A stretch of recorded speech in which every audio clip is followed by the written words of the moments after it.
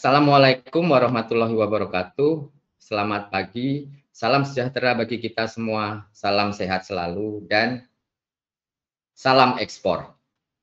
Kembali lagi di Export Expert Talk, sebuah podcast bincang santai mengenai ekspor yang hadir tiap hari Sabtu pagi jam 9 sampai dengan jam 10 bersama saya, Agung Haristiawan, Haris, yang akan menghadirkan expert tentunya di bidang ekspor, tidak hanya dari dalam negeri, tidak hanya dari Indonesia saja, tetapi dari seluruh dunia. Nah, pada kesempatan kali ini kita sudah memasuki episode yang ke-56. Jadi terima kasih kepada rekan-rekan sekalian sudah hadir di podcast ini, rutin mengikuti motivasi dari kami, dari expert yang hadir tiap hari Sabtu mengenai ekspor. Dan sudah setahun lebih kita melakukan kegiatan ini. Nah, pada pagi hari ini spesial kita kehadiran salah satu diaspora kita yang tinggal di Amerika. Kita kehadiran teman lama saya. Beliau ini dulu ada di Sydney, di Australia, kemudian sekitar 3 tahun yang lalu pindah ke Amerika untuk mengembangkan bisnis kopinya untuk mempromosikan kopi Indonesia di Amerika. Nah, kita kehadiran Pak Hendra Taruli, Direktur Opal Coffee dari Los Angeles, Amerika Serikat. Selamat malam ya, selamat malam Pak Hendra, apa kabar? Selamat pagi Pak Haris, kabarnya baik. Siap.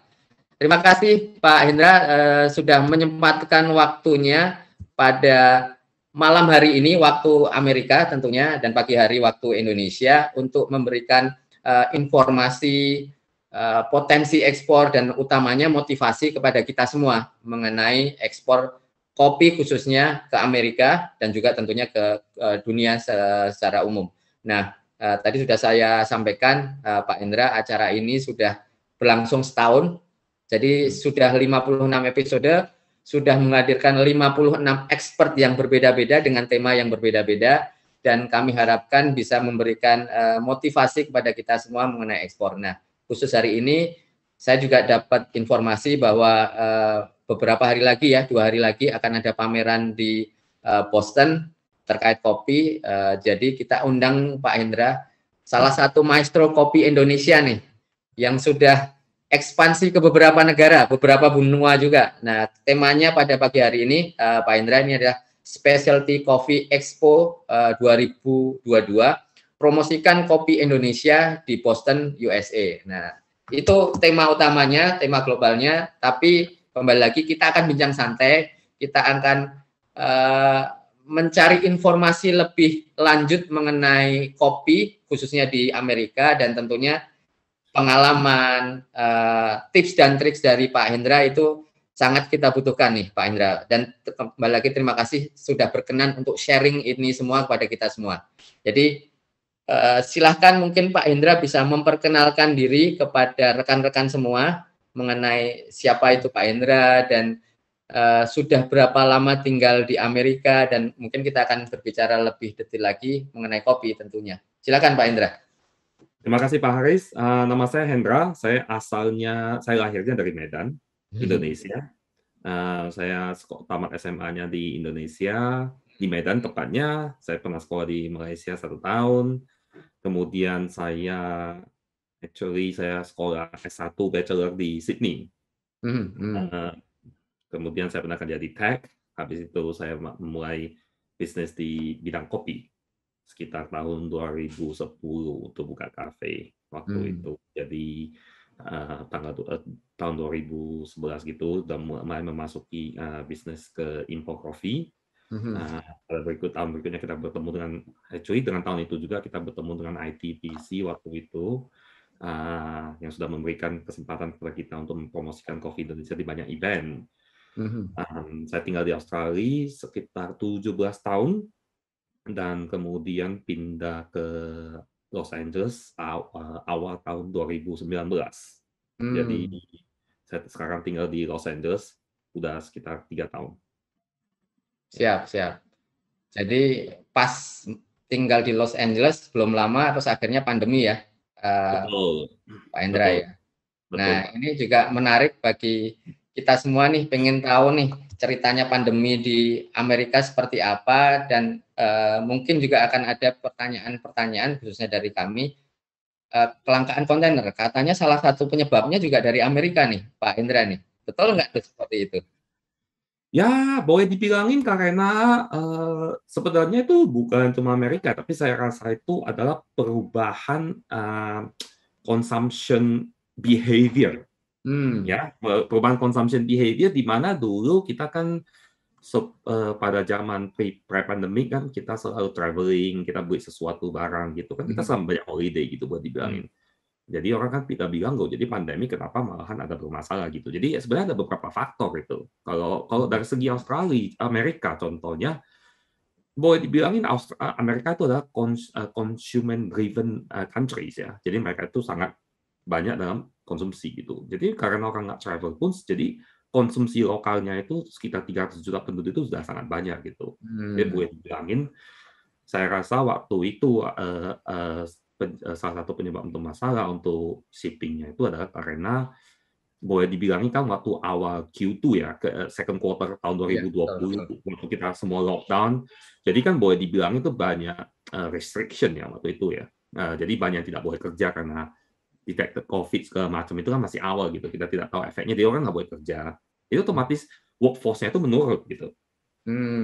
Tenaga kerjanya menurun, jadi kan warehouse-nya itu kan tidak cukup orang tuh untuk kerja. Jadi tidak cukup driver, tidak cukup warehouse workers, kan tidak bisa unload semuanya. Jadinya kan ke-delay gitu, kontainer tidak bisa di-unload, jadi kan kontainer itu jadinya stuck di port. Kalau stuck di port itu kan nggak bisa dikeluarin gitu. Jadi kan jadinya domino effect gitu jadinya. Nah, itu sih salah satu penyebabnya. Karena waktu itu kan boleh dibilangin setelah waktu second quarter itu saya masih ingat itu kan kita semua worried gitu. Semua kan boleh dibilangin di Australia kita namanya supermarket, di Amerika mereka namanya grocery stores, itu kan di clean up gitu. Semua orang kan beli isu lah, makanan segala macam itu, jadi kan jadinya hektik gitu kan. Nah, jadi semua orang pada stocking up for about 1 quarter, 2 quarter gitu lah ya waktu itu ya. Semua orang sangat heboh gitu. Jadi kan pekerja tidak ada, tidak bisa stok barang, pada barang masuk, orang kena COVID, tidak bisa kerja. Seperti saya bilang itu domino effect gitu. Jadi pada time itu semua barangnya masuk, udah keluar banyak, jadi kan orang tidak traveling. Banyak orang kan consume locally. Jadi kan boleh dibilangin e-commerce kan waktu itu kan booming, ya kan? Tahun 2020 kan kita, kalau e-commerce booming kan berarti banyak juga import gitu, ya kan? Karena kan kita nggak traveling, kita tidak bisa terbang ke negara lain, jadi otomatis kan kita sebagai manusia kan consumption kita tetap sama gitu, ya kan? Jadi kalau tidak bisa terbang dengan pesawat, barangnya kan harus masuk dengan jalur yang lain. Jadi kan masuknya dengan by sea. Jadi kan makin banyak gitu permintaan lokal jadinya kan. Nah, jadi karena saking permintaannya lokal itu banyak pun, setelah itu kalau nggak salah sekitar Q3 gitu, Q3 Q4 di 2020 itu jadinya warehouse overloaded gitu. Jadi orang udah masuk itu warehouse penuh jadinya, karena kan tidak didesain untuk influx of goods gitu. Nah, itulah jadinya kenapa shipping-nya semua jam pack gitu ke belakang, dan dock workers itu di port itu kan jadinya kan limited. Otomatis kan boleh dibilangin ya kapalnya juga jadinya lama untuk berthing, ya kan. Jadinya kan kapal ya boleh dibilang kok company shipping kan commercial company. Jadi kan biasanya itu kalau saudara dari Singapura datang ke Los Angeles contohnya sekitar 50 hari kan, maybe dalam 7 hari kemudian mereka udah bisa turn around, kapalnya udah bisa jalan dong. Kapalnya, tapi kan karena tidak ada workers, tidak bisa unloading, otomatis jadinya kapalnya itu jadi lama gitu kan, lama baru bisa unloading. Jadi kapalnya itu yang biasanya 50 hari jadinya contohnya 80 hari. Berarti shipping-an rugi dong di 30 hari aja gitu kan. Jadinya cost-nya kan makin tinggi gitu. Nah, itu berarti domino effect juga ya. Nah, kalau sekarang, kondisi sekarang bagaimana, Pak Indra? Kondisi sekarang kita udah melihat bahwasanya kemarin kan permintaan kan, karena kan global shipping line itu, shipping road itu kan connected semuanya. Contohnya kemarin China ada sempat tutup, lockdown, kan impact juga waktu di Ningbo, ada restrictions. Karena kan kapalnya jadinya jadwalnya harusnya, contohnya dari Singapura maunya ke Ningbo, Ningbo-nya nanti bosan ke Los Angeles atau ke Seattle gitu kan jadinya tersendat gitu. Jadwalnya jadinya berubah gitu. Nah, itu juga efek. Jadi tapi sekarang itu sudah mulai membaik meskipun harga rate itu obviously tidak seperti Dulu ya. pre-pandemic, Betul ya. tapi udah mulai menurun ya. Kita melihat trennya tuh mulai menurun gitu. Siap, siap, siap. Nah, itu butuh waktu untuk kembali normal atau mungkin saya lihat apakah mungkin nggak bisa kembali normal nih harganya nih.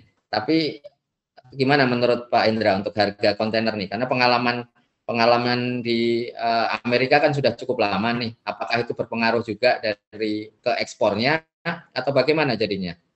Jadi boleh dibilang itu harganya tinggi itu awal-awal semua orang juga komplain lah ya. Boleh dibilang di segala aspek gitu. Kita lihat dari kantor kita yang di Australia contohnya, ya kan awal-awal kan sempat jadi sampai dulu kan 3 bulan jalan kapal ke Australia, ke Sydney dari Indonesia, dan eventually jadi sekitar kalau nggak salah 5-6 minggu gitu, jadinya double gitu. Nah, jadi setelah itu kan boleh dibilang karena kan ada bottleneck-nya. Amerika juga sama gitu, ada bottleneck-nya. Jadi eventually itu pelan-pelan, oke, rate-nya itu sudah naik karena nggak ada space, kan pelan-pelan kan adjusting. Kan supply and demand kan, basic of economic gitu. Jadi sekarang space-nya pun udah mulai di-adjust gitu, mereka udah ada jadwal barunya, makanya jadinya space-nya lebih ada, dan harganya itu mulai menurun, mungkin tidak jadi, mungkin kalau kita mau impact jadi pre-pandemic level, mungkin ya 3-4 tahun gitu kali ya, tidak bisa langsung gitu. Oke. Ya. Tapi kalau untuk penjualan selama pandemi bagaimana? Dibanding sebelum Penjualan pandemi? selama pandemi, boleh dibilangin itu adalah change of behavior seperti saya bilangin gitu. Jadi kita kan selalu tetap makan, tetap minum, ya kan. Jadi kan kita tidak ke coffee shop, tapi kita beli dari supermarket alias grocery stores di sini. Jadi boleh dibilangin waktu pandemi, waktu Q2 pandemic itu banyak industri memang affected, banyak segmen, bukan banyak industri. Ya industri juga affected, yang lain saya tidak tahu. Yang saya dengar kan ada company obviously yang gone bankrupt lah atau gimana. Tapi di coffee gitu boleh dibilangin shift of consumer behavior itu. Jadi dulunya itu makan kita ke coffee shop, kan pandemic, jadi kita kan nggak bisa coffee shop. Jadi tapi kita kan tetap minum kopi. Jadi kita ke supermarket gitu, ke contohnya kalau di sini kita ke Coles, di sini kita di Australia ke Coles, di sini jadinya kita ke Costco, ke Ralphs supermarket gitu, beda gitu. Jadi salesnya di daerahnya terus retail stores itu meningkat gitu, drive-thru meningkat, karena kan kita bisa drive-thru beli makanan kan, tapi kan kita tidak mau masuk ke dalam gitu contohnya. Nah itu kan meningkat, makanya kan food delivery kan booming waktu itu. Nah, termasuk grocery stores seperti Instacart di sini yang mereka shop and deliver gitu. Nah, itu coffee juga part of it, segmen itu meningkat. Sedangkan segmen untuk yang small retail shop itu ya struggling jadinya karena kan kita tidak ke toko lagi. Oke. Berarti sebetulnya pasar tetap terbuka dan mungkin malah membuka peluang-peluang baru ya, Pak Hendra ya, mengenai kondisi pandemi ini ya. Nah, salah satunya kan promosi tiap-tiap negara berbeda nih. Australia tadi sempat sebelum kita mulai diskusi, cara promosi di Australia berbeda dengan di Amerika. Nah, ini kita bicara lagi karena 2 hari lagi akan ada pameran di Boston. Mungkin Pak Hendra bisa ceritakan pameran ini pameran apa, apakah rutin yang di Boston ini, dan bedanya nih dengan di Australia dan pandangan Pak Hendra. Kira-kira di negara lain apakah sedemikian berbedanya antara Australia dan Amerika atau bagaimana begitu menurut pengalaman Pak Hendra? Ya, in terms of specialty coffee expo-nya itu adalah sangat berbeda. Karena kan kita kalau dibilangin, karena kan untuk dari di sana itu adalah pertemuan buyers and sellers. Di Contohnya Australia ya? di Australia, di Amerika sama. Both of the event adalah sama gitu. Tapi kan kita dilihatnya sebagai boleh dibilangnya ini adalah tempat meeting antara buyer dan sellers. Ya kan di trade show dulu kita di MICE di Melbourne dengan SCA di Amerika itu sama eventnya.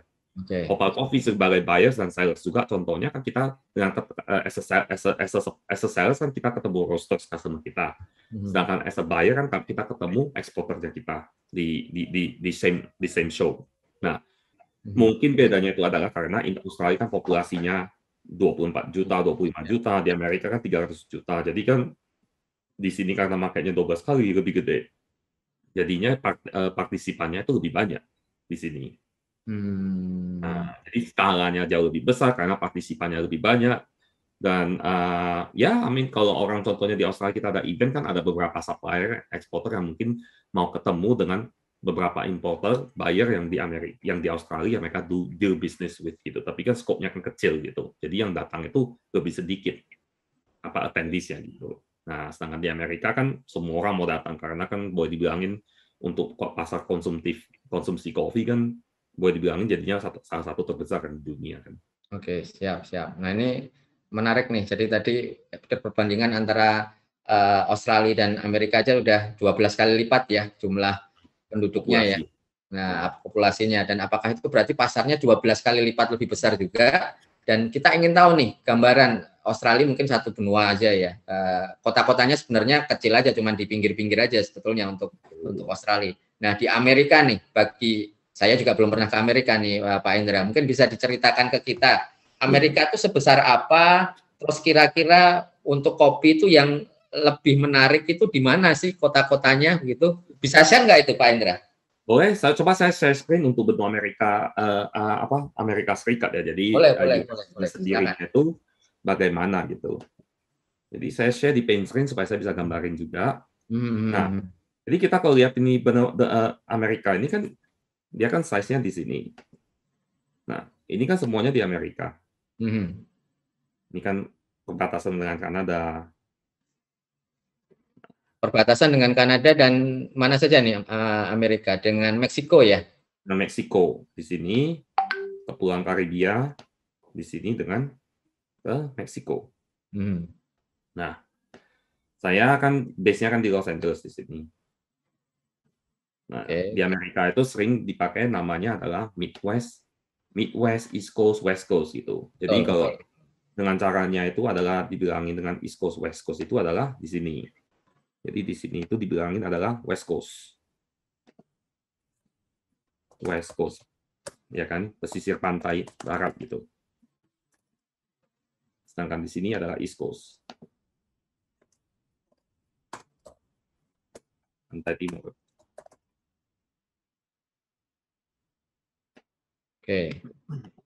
Nah, boleh dibilang ini semua di sebelah kanan ini adalah East Coast.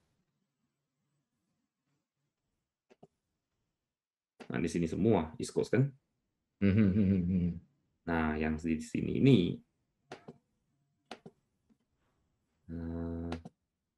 adalah West Coast.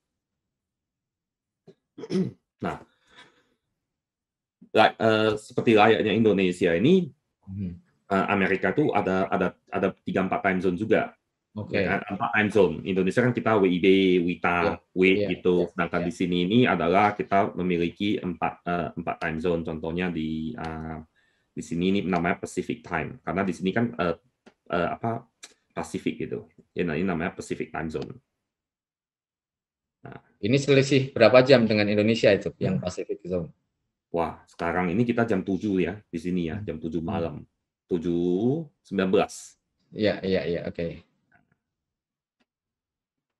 Nah, di sini ini adalah namanya, contohnya di sini udah dibilangin boleh termasuk adalah Mountain Time. 1 jam di depan. Jadi sekarang kita di sini adalah jam 7. Di sini sudah jam 8 gitu. Nah, di sini. Dan sehari lebih belakang ya, berarti ya, Pak Indra ya, di Indonesia betul, ya. Pak. Ya, betul. Nah, di sini kita barusan namanya di Central Time. Kalau nggak salah sampai di sini ya, Central Time.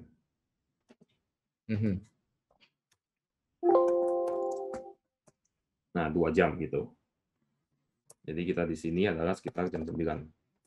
Ya sekarang nih udah jam 9 nih. Waduh, udah malam banget. Masih terang tapi ya? Ya. Summer. Karena kita sekarang lagi summer ya, musim panas ya. Jadi di sini barusan namanya Eastern Time.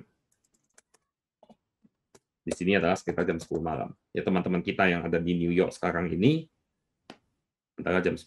ITPC di Chicago masih jam 9. Teman-teman kita yang di Dubes di Washington jam 10.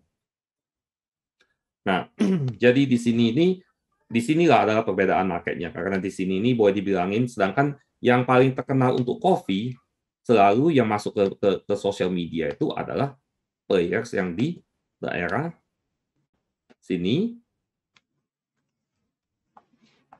dan di sini. Di sini nggak boleh dibilang. East Coast and West Coast. Mereka lebih heavy ke sosial media. Jadinya kelihatan itu. Jadi kita selalu lihat, oh bagus ya kopi di daerah Washington State, Seattle, di Portland, di Oregon, di San Francisco di atas sini, dan di Los Angeles gitu kan, yang terkenal kan. Dan juga di New York, pangsa pasar marketnya. Itulah yang mereka selalu banyak di sosial media. Sedangkan ini market yang di sini ini adalah lumayan besar gitu di tengah, karena dia tidak seperti kita di Australia. Kita cuma tinggal di pesisir pantai doang kan. Di sini kan semua daerahnya itu ada yang tinggal itu. Jadi pangsa pasar di daerah sini itu sangat banyak gitu sebenarnya. Nah, itu bedanya. Nah, sedangkan untuk bisnis contohnya itu kita karena kan kapal kontainer kan masuk, jadi kan semuanya tuh kapal kontainer tuh biasa kopinya banyak kan simpan di daerah sini. Karena kan potnya di sini atau ke sini.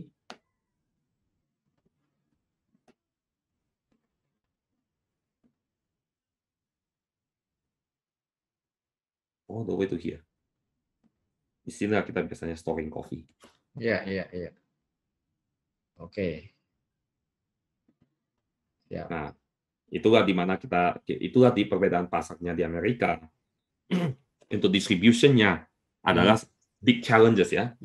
Boleh dibilangin logistics and distribution planning-nya itu adalah one of the biggest challenges. Tidak semudah yang orang bayangkan.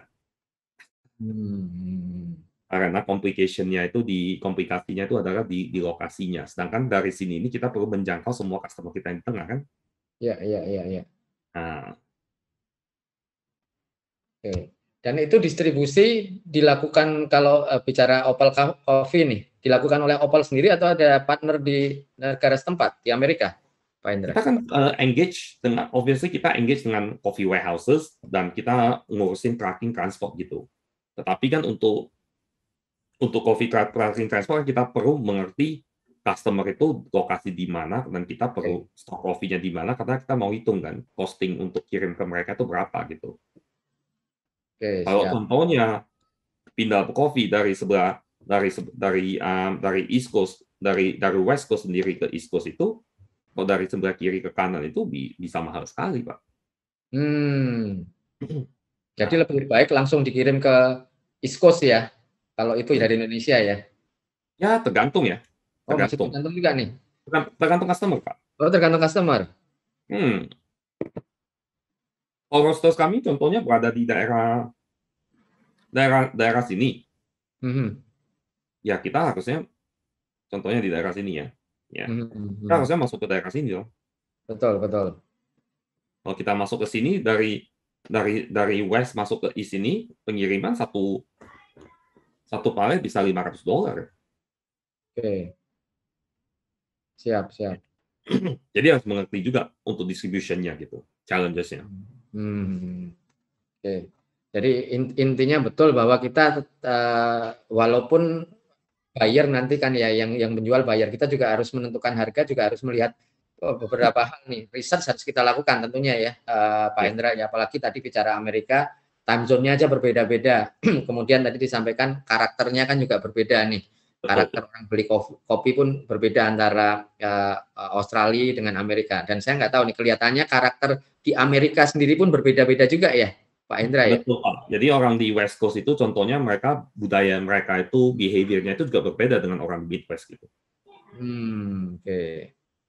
Boleh dibilangin Amerika itu seperti banyak negara begitu. Boleh dibilang itu sebenarnya Amerika itu mirip Uni Eropa, saya selalu bilangin gitu. Jangan menganggap Amerika itu adalah satu seperti Australia kita, Pak.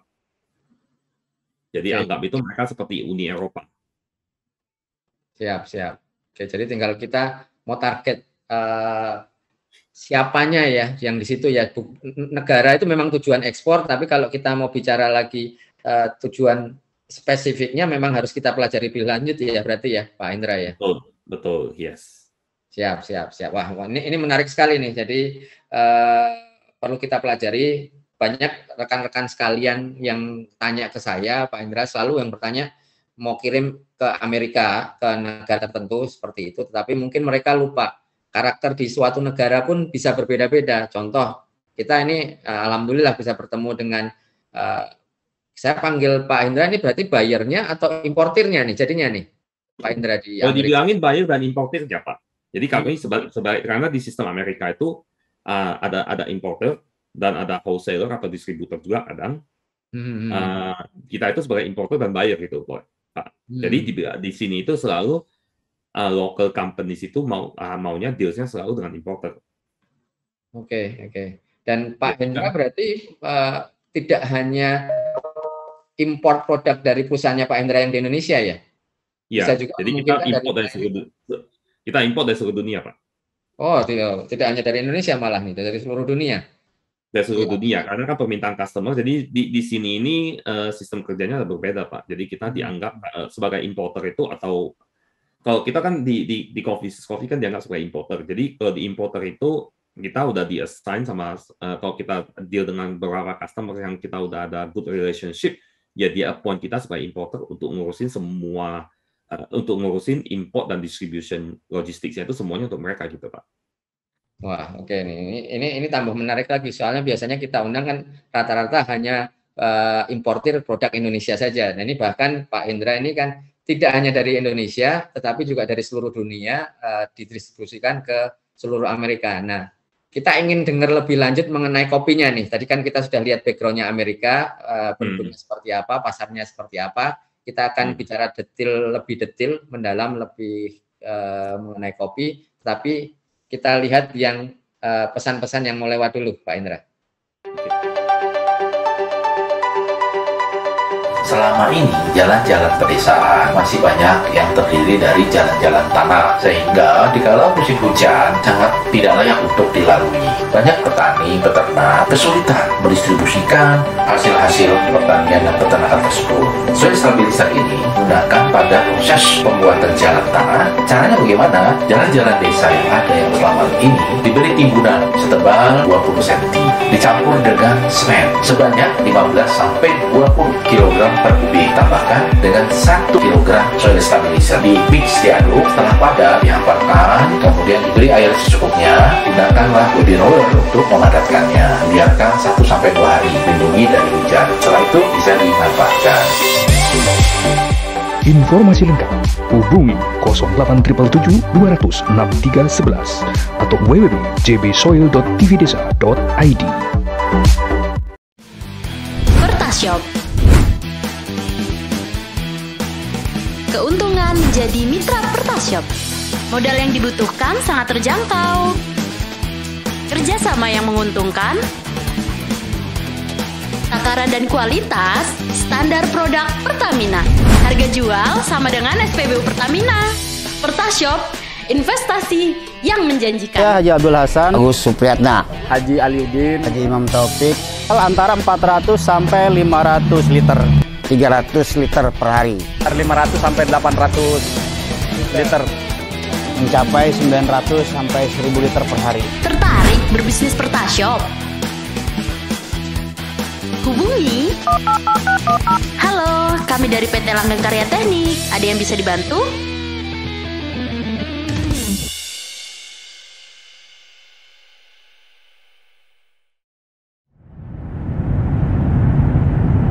TV satelit KUBN tanpa iuran pertama di Indonesia. Google Sky hadir untuk menjadi alternatif hiburan dan informasi untuk keluarga Anda. Dengan hanya menggunakan parabola mini, Google Sky dapat disaksikan di seluruh penjuru tanah air. Digunakan oleh jutaan rumah tangga dan memiliki lebih dari 80 channel yang dapat dinikmati secara gratis. Nikmati beragam TV lokal dan nasional.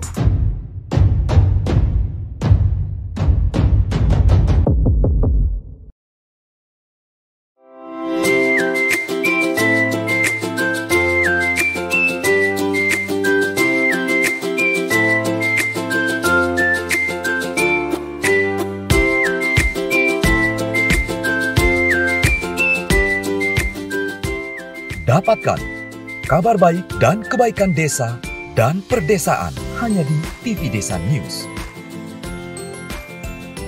Unduh aplikasinya segera. I feel nauseous, believe me. Never had a lot of shit come easy. Had to work hard, struggle just to be me. Had to rise up just so they could see me. Did what I had to do just to feed me. And what was left over I put towards my dreaming. But the only thing in life that has meaning are the things you gotta work for, believe me.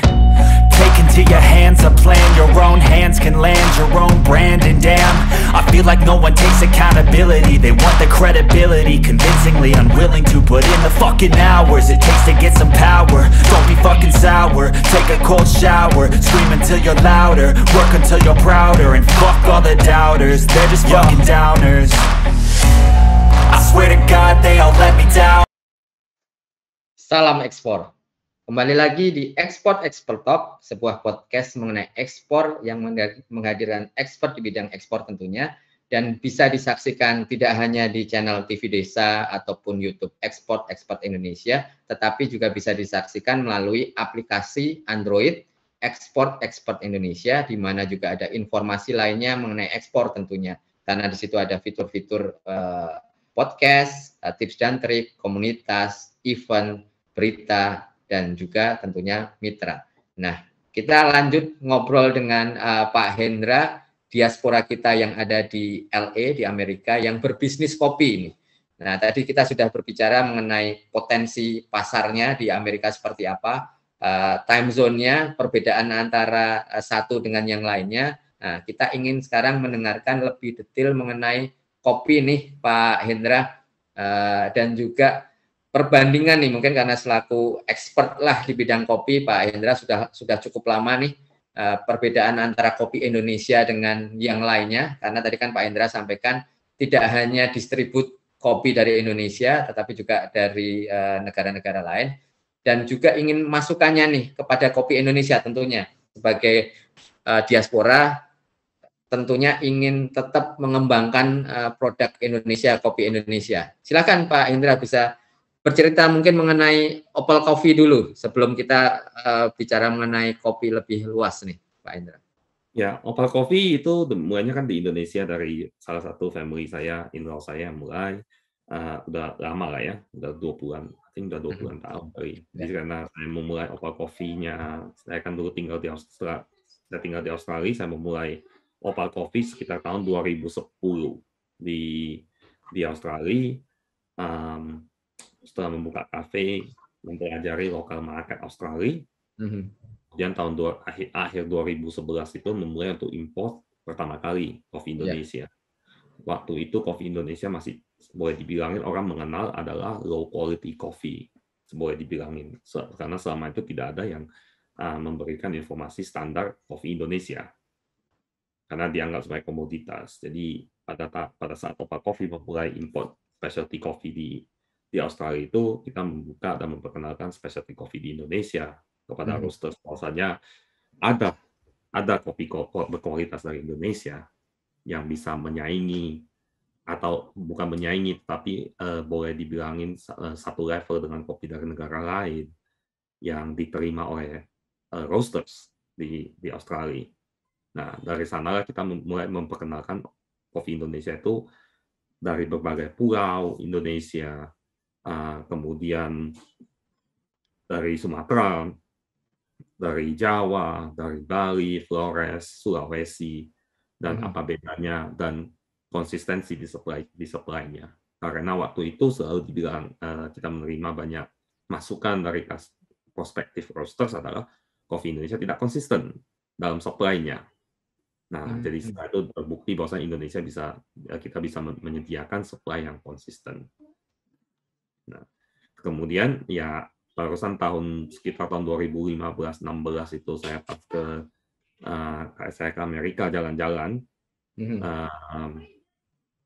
dari Amerika jalan-jalan, barusan mempelajari pasarnya, bahwasanya pasar Amerika itu obviously size-nya lebih gede ya. Jadi kita memulai untuk membuka branch di Amerika pada tahun 2016-17 gitu, tapi saya masih belum pindah. Jadi kita masih mempelajari logistical challenges-nya di sini. Ya, jadi boleh dibilang selama 2-3 tahun itu kita mempelajari logistic challenges-nya yang saya ceritakan sebelumnya. Bagaimana moving coffee from different part of the countries, different part of the countries kan, East Coast, West Coast, customer di mana, bagaimana membuat lebih efisien. Nah, itulah kita mempelajari selama 2-3 tahun sebenarnya. Oke. Nah, kalau diperbandingkan nih, tadi sudah mempelajari, berarti tidak hanya kualitas kopinya, tapi cara mempromosikannya pun juga dipelajari dulu ya oleh Pak Hendra ya, karena kan Ya, betul. Masuknya berarti tidak hanya selaku supplier di Indonesia, tidak hanya selaku eksportir, tapi juga pelaku langsung di lapangan. Nah, ini juga ada banyak yang bertanya tips dan triknya masuk ke pasar Amerika seperti apa. Tapi mungkin menurut saya perbandingan dengan negara lain itu seperti apa sih kopi Indonesia, Pak Hendra? Kopi Indonesia itu kita boleh dibilangin kopi Indonesia itu dikenal adalah kopi yang big body. Big body itu adalah kalau kita minum kopinya di milk, di susu, di latte itu terasa, ataupun di black coffee itu terasa ada boleh dibilangin ada rasa di langit-langit lidah kita yang merasa itu ada something gitu. Jadi waktu kita minum susu itu masih terasa kopi kencang gitu. Jadi orang sering mix up antara dark roast coffee itu dengan body coffee. Sedangkan kalau dark roast itu kan kalau kita kopi telannya itu kan pahit. Sedangkan kopi Indonesia kalau itu heavy body di dalam milk atau di black coffee itu terasa itu kopinya di mulutnya kita itu ada terasa something gitu, touching gitu. Jadi dan rasanya itu boleh dibilang lingering aftertaste-nya itu lama gitu. Karena ada terasa itu kopinya kita bisa merasakan rasa kopinya. Bukan cuma susunya doang. Nah, sedangkan kopi dari negara lain yang sangat terkenal, kita sekarang Indonesia kan boleh dibilangin menduduki posisi kelima ya. Sedangkan kopi dari Brazil itu kan mereka itu kan volumenya sangat besar. Ya, volumenya sangat besar, mechanicals, dan saya kan sudah pernah traveling ke Brazil juga melihat bagaimana cara mereka memproduksi kopi, mechanicals, mass volumes. Kualitas Brazil, of course, contohnya masih jauh di bawah dari kopi yang diproduksi oleh Indonesia, kopi dari Brazil. Jadi kopi Brazil itu kualitasnya pun masih berkurang karena kan boleh dibilang dari dataran rendah gitu. Mereka memproduksi kopi di daerah yang sekitar 600 sampai 900 meter di atas permukaan laut. Tapi karena volumenya gede dan rasanya itu bisa mereka masukin ke espresso, ya dipakai lah begitu. Karena kan harganya sangat murah sekali. Jauh harganya dengan kita. Jauh, Pak. Bisa setengah, Pak. Oh, oke. Karena itu bisa setengah, habis itu kan contohnya negara yang kedua yang sangat banyak dipakai itu kan contohnya kopi Kolombia. Ya kan meskipun Vietnam menduduki posisi kedua tapi masih dianggap untuk komersial lah ya. Untuk Vietnam coffee. Itu beda. Jadi Kolombia itu adalah kopi yang mereka itu meminta acidity-nya. Jadi kan kopi itu orang mau minta keasamannya juga, boleh dibilangin. Jadi keasaman kopinya itu adalah mereka yang perlu dari kopi Kolombia gitu. Oke, siap. Jadi lebih stabil Pak harganya. Harganya stabil. Ya stabil Pak, jauh lebih stabil daripada kopi Indonesia. Oke, nah kalau yang didistribut Pak Hendra sendiri dari Indonesia bagaimana? Lebih banyaknya apakah kuantiti lah, bicara kuantiti karena ini banyak yang bertanya juga. Salah satunya ini nanya nih, memungkinkan nggak nih mengirim sampel mungkin ke Pak Hendra? Tadi kan Pak Hendra sampaikan kan bisa juga menjadi buyer juga di situ. Nah, kalau hal-hal yang seperti ini memungkinkan Pak Hendra? Ya memungkinkan, sedangkan kita itu kalau kita di new industry, di new trend of the industry, coffee industry sekarang ini adalah supplier, kita deal directly dengan supplier. Jadi challenges yang di face oleh semua end buyers, which is roasters di Australia, di Amerika itu mereka selalu bilangnya adalah apa guarantee? Mereka mau minta guarantee on consistency of quality and supply. Oke. Nah, jadi itu dua adalah the biggest challenges. Nah, sering ya boleh dibilangin menerima sampel itu bagus Pak, tapi apakah barang di dalam kontainer itu sama? Oke. ya kan? Nah, Ya, itu ya. adalah salah satu kenapa kadang teman-teman kita mungkin di Indonesia, dan ini bukan cuma masalah di Indonesia, Pak, di negara lain semua juga sama gitu. Saya cuma mengambil contoh kita di Indonesia karena kan kita kan lagi berbicara dengan bersama teman-teman kita yang di Indonesia. Bagaimana itu bisa menggaranti kalau itu barangnya kualitasnya sesuai? Itu yang pertama. Nah, yang kedua adalah kita Indonesia itu sangat fluktuatif di harganya, Pak. Sangat fluktuatif itu dibandingkan dengan kopi di negara lain. Kadang kopi kita itu harganya bisa naik, suddenly bisa naik 30-40% dalam jangka 1-2 bulan tergantung panen. Oke. Jadi dari buyers perspektif itu kan mereka bilang, how do I budget my business? Either kita supply dengan speculation, which is not healthy for anybody, betul. Ya kan? Nah, ataukah kita supply ya? Dia bilangin like today you sell me $5, next year you're gonna sell me $8, how am I gonna do business? Gitu dia bilang.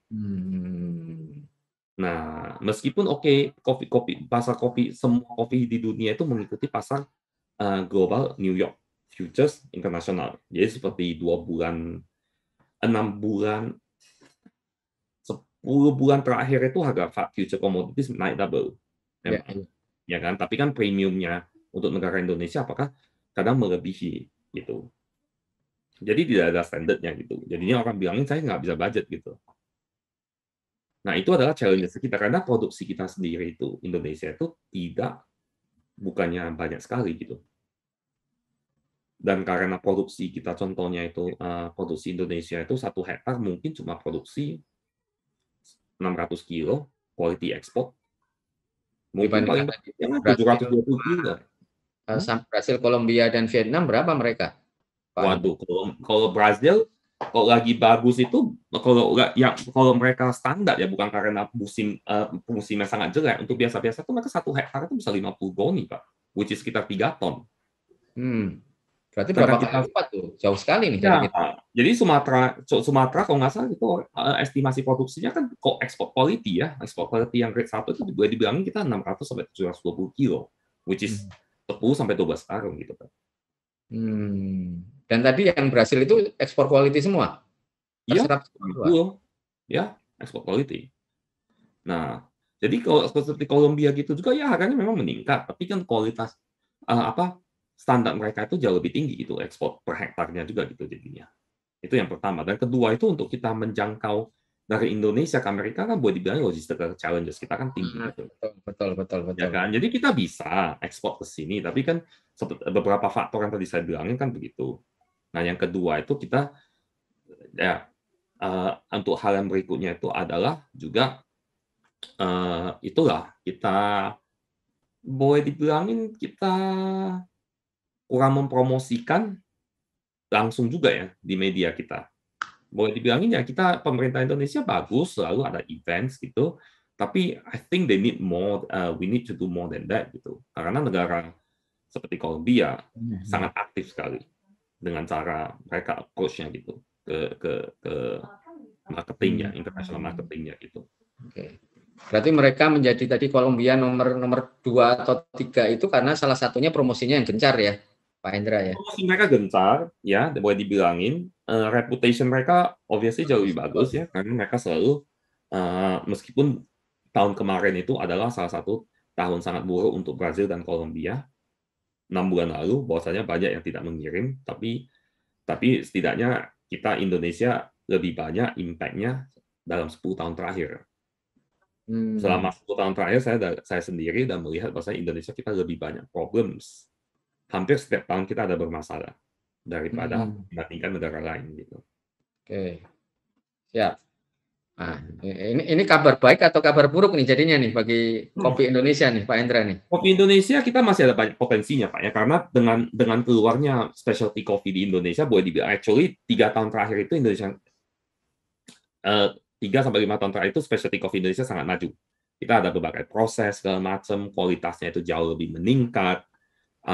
Obviously volumenya kecil, tapi kita itu jadinya kita have a lot of work to re-educate the customers again. The industry, bahwasanya Indonesia is today is not Indonesia it was 10 years ago in terms of the quality, karena kita bisa menyaingi. kopi dari Costa Rica, mungkin tidak dengan skornya ya, tapi maksudnya kita udah up there, kita try our best, dan some of our coffees are very good gitu, in terms of the quality. Jadi itu boleh dibilangin ya, kualitas kita itu udah mulai, mungkin ya, udah orang bakal mulai menerima gitu sekarang.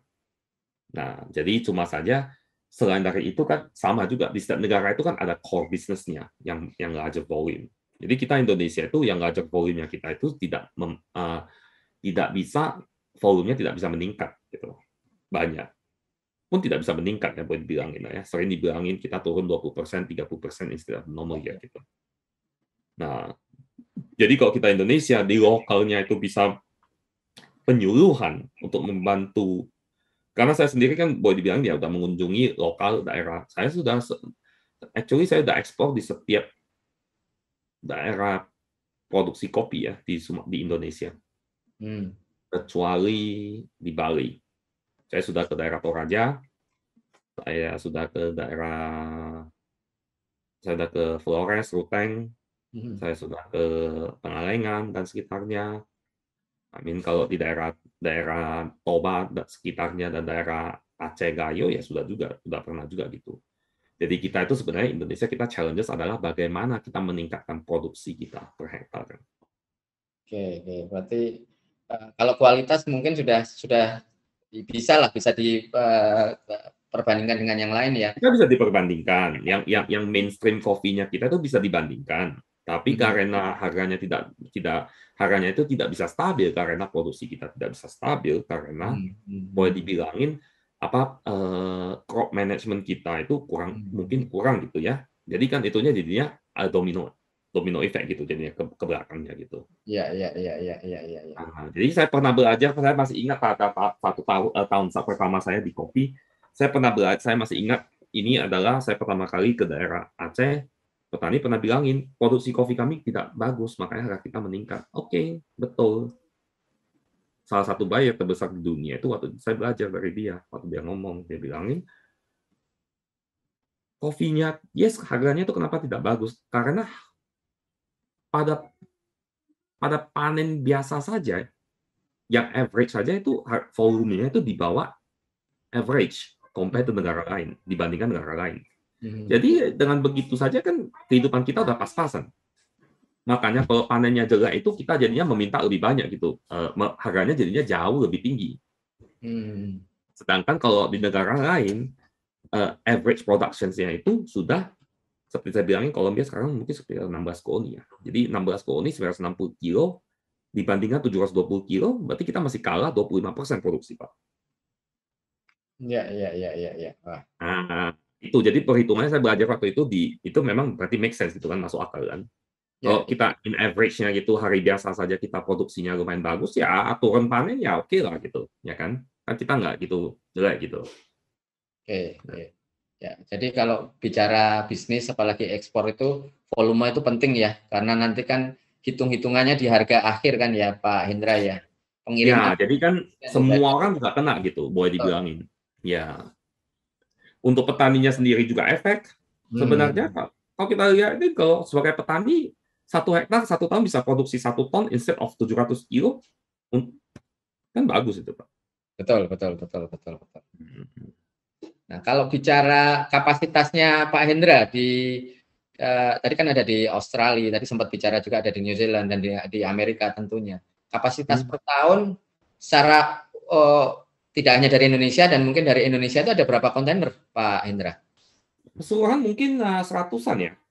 Masih 100-an lah ya, tidak gitu banyak lah ya. Itu ya, untuk seluruh kopi dari seluruh dunia, tidak hanya dari Indonesia? Ya, tapi kita do mostly half of them specialty gitu ya. Dan half of them dari Indonesia atau bagaimana? Enggak, Indonesia kita sekarang menurun ke sekitar mungkin I think 15-20% karena demand menurun. Masih sedikit juga ya berarti ya Pak Hendra ya?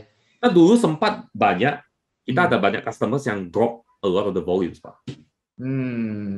Kita dulu sempat sampai 50 plus, 50-60 ya. Di overall gitu. Kita naik banyak. Waktu itu makanya tahun 2018 banyak roasters drop the usage of Indonesian coffee in general. Karena apa itu Pak Hendra? Karena itu Pak, harga naik 30% harga naik 30% dalam 1 bulan, roasters bilang ya nggak masuk akal lah, kita bilang gitu kan. How can we budget gitu? Ya. Nah, dan mereka bilangin ya, entar kamu hitung saja di waktu itu, I think coffee sempat naik sampai $7 something ya per kilo US dollars. Jadi ya boleh dibilangin tuh lost about a lot of customers lah ya. Semua customers itu walk away from Indonesian coffee and never come back. Mereka pindah kemana, Pak Hendra? Vietnam. Mereka bilangin ya, mereka try to diversify ke other coffee, meskipun brandnya mereka berubah, mereka lost some business, and mereka try to adjust themselves gitu. Katanya ya, rather than we actually lost on the business is impossible gitu. Jadi pada waktu itu dalam satu perbedaan satu panen, nggak salah naik dari $5.000 per ton sampai $7.000 per ton. Jadi satu kontainer itu tiba-tiba budget awal tahun itu, kan semua bisnis kan set budgetnya per tahun. Ya, awal tahun budget satu kontainer 100.000. 4 bulan kemudian satu kontainer jadinya 140.000. A container. Dia bilang, it's like, Hendra, how does it make sense for us to actually continue doing this? Ya kan? Jadi ya itulah di mana kita itu loss on the business gitu. Ya, itu karena ya kita mengerti, oke, situasi di Indonesia. Nah, tapi itu 2018 saya sudah mempelajari pada tahun 2011 bahwasannya itu memang produksi kita itu tidak tinggi per hektarnya, Pak.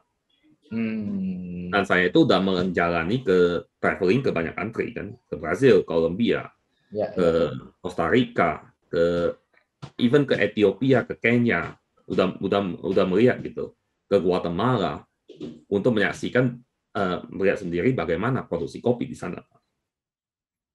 Kenapa kita volume tidak banyak waktu itu, karena kita masih do Australia market. Gitu. Australia market kan limited, ya kan. Nah, jadi by the time kita enter di US sudah pandemic, ya kan.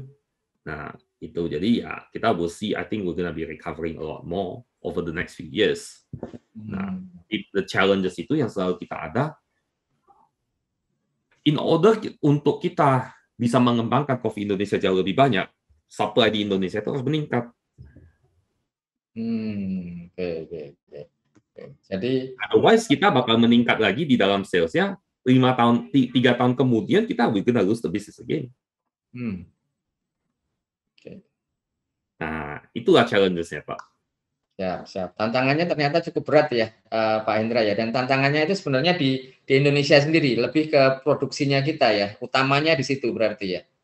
Makanya dari dulu itu saya selalu bilangin, saya selalu memberi feedback itu adalah penyuluhan di dalam negeri.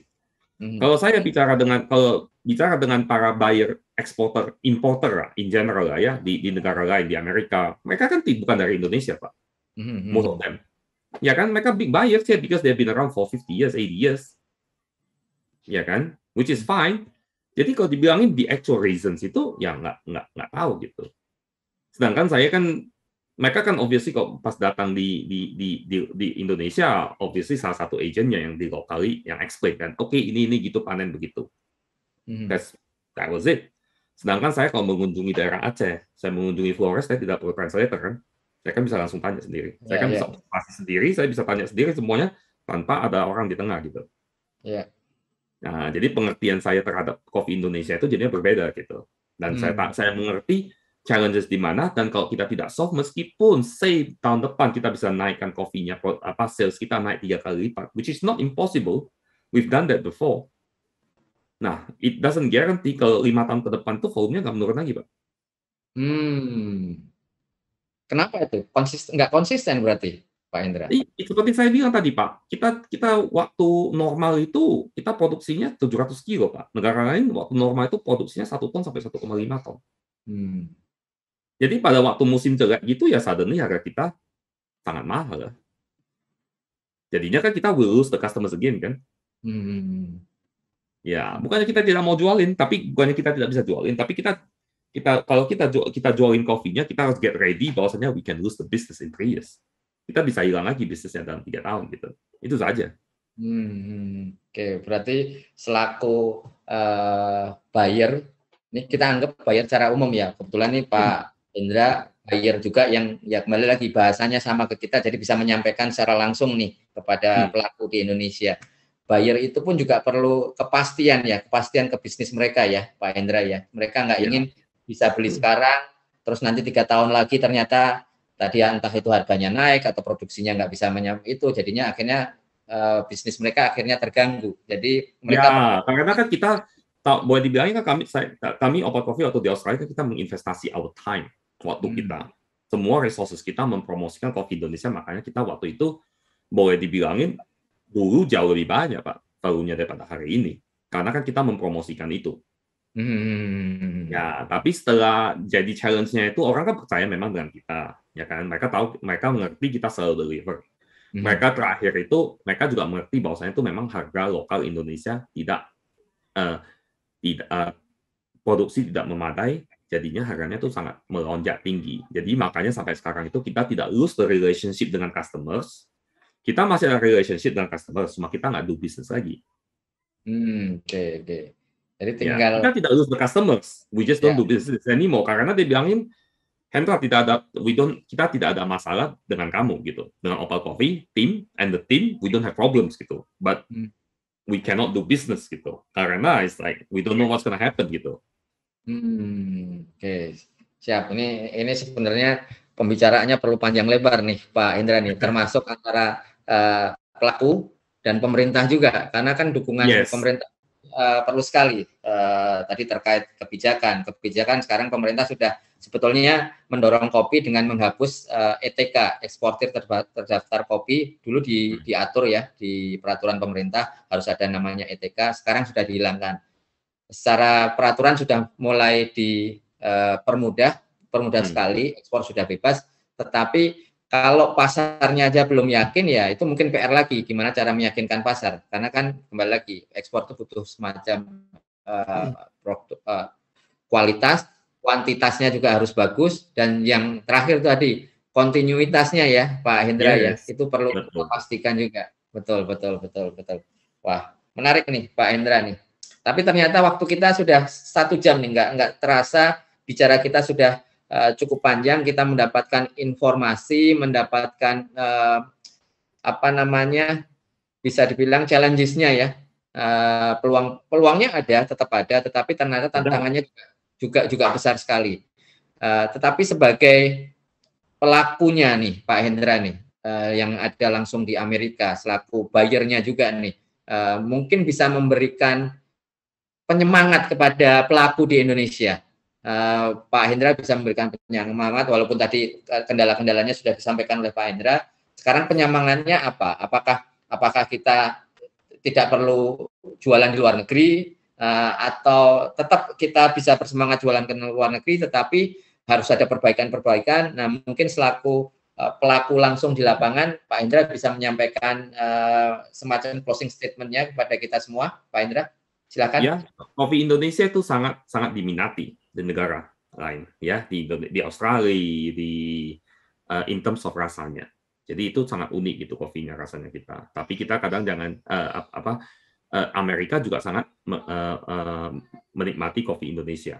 Jadi kita itu kadang jadi untuk para teman-teman semuanya itu adalah kita harus try our best. Itu bukan karena kan kita tahu pohon kopi itu kan bisa memproduksi kopi sampai 15 tahun atau ya nggak sampai 20-an tahun lah, meskipun ada beberapa tahun. Jadi kalau kita bisa seperti kita bilang pekerjaan, crop management, dengan tree-nya kita itu dan produksi hasilnya kita bisa meningkat, itu buyer pasti beli lagi.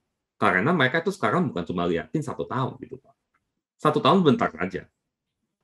Jadi mereka tuh mau make sure itu kalau kita supply itu ada konsisten bertahun-tahun.